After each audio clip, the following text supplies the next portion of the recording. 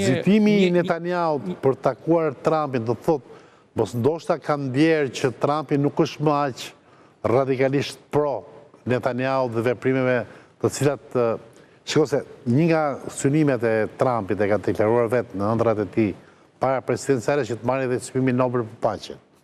Pa e do krijoj kudo që vë dorën, se qesh goze. Kudo që vë dorën, ku jam? Po, duhet të ketë vetëm paqe. Dhe tani, pse dhe ata kishin bërë bukur të gazet me skulpturën e vet, si pa parë. Paqe është ajo. Po, do të thënë, tani aty në fakt që kur u bë marrëveshja për këto shkëmbimin e pengjeve të Hamasit e tjetër, varja 1200 veta të tjerë. Si bën një përshtypje se palestinezja, po rritën ca 1200 gjysma kalamaj dhe fëmijë dhe pra drama vazhdon dhe pasqyrimi në Amerikë, Shtetet Bashkuara të Amerikës shumë i madh.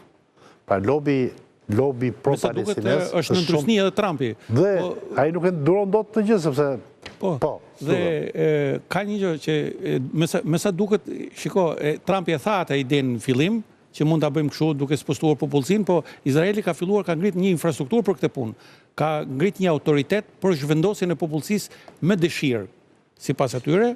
Pra, edhe bile zëdhënësi i qeverisë Netanyahu, apo zëdhënësja, nuk e më mend se cila ishte, thotë që për zhvendosjen sipas ligjeve të Izraelit, ligjeve ndërkombëtare dhe sipas vizionit të presidentit Trump.